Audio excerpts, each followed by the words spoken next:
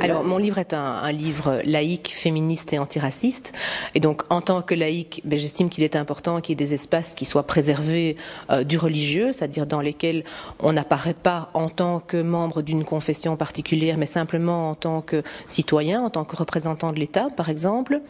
En tant que féministe, je suis très dérangée par cette propension, je dirais, à imposer aux femmes des obligations qui n'ont pas leur équivalent chez les hommes. Donc je vois dans le voile un signe clair de différenciation entre les hommes et les femmes, où seules les femmes sont obligées d'être pudiques, d'être respectables en portant un voile, alors que les hommes, eux, ne sont contraints à rien de ce genre.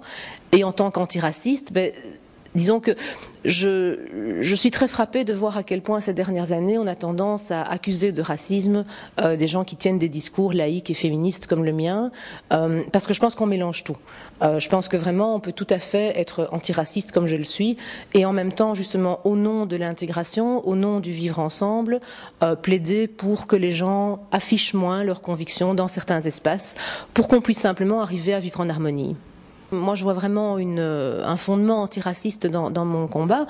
C'est que, au départ, moi, je suis quelqu'un d'antiraciste, c'est mon premier engagement, et il est motivé par le fait que j'ai envie qu'on vive ensemble, dans une société interculturelle où les gens peuvent se mélanger, se rencontrer, vivre ensemble. Et donc, quand je vois le modèle multiculturel anglo-saxon, je me dis, mais c'est pas ça que je veux, moi, c'est pas cette société-là que je veux, parce que on ne vit pas vraiment ensemble, on ne se rencontre pas vraiment, on échange très peu. Je pense que la question du voile finalement est révélatrice de choses beaucoup plus profondes que ça, qui tiennent à la place du religieux dans la société. Et je pense qu'à partir du moment où on vit dans une société où plusieurs cultes sont reconnus, ce qui est le cas de la Belgique, on a quand même 8 cultes reconnus en Belgique, il n'est pas souhaitable que chacun affiche ses différences tout le temps, parce que je crois que ça crée plus de tensions que ça n'aide à vivre ensemble. Donc je pense qu'il est vraiment important qu'à certains moments, et ça vaut pour toutes les confessions religieuses, il n'y en a pas une en particulier qui est visé, qu'on agisse en tant que citoyen. Je crois que c'est vraiment quelque chose qui peut fonder une société civile et on manque de ce fondement aujourd'hui. C'est un débat qui, en ce moment, qui est partout. Tout le monde en parle énormément et j'en ai envie d'être là justement pour pouvoir montrer notre position à nous. On ne nous pose pas la question à nous. On ne nous demande pas ce qu'on ressent, on ne nous demande pas qu'est-ce qu'on en pense. On parle.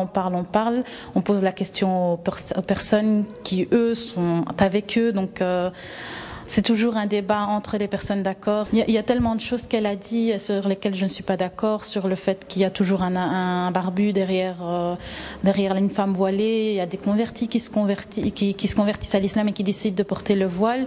Pourtant, leurs parents sont belges, elles ne sont pas mariées ni rien du tout. Et elle décide de le mettre et c'est pas nécessairement un homme non plus qui l'a guidée. J'adhère beaucoup à ces explications sur la laïcité.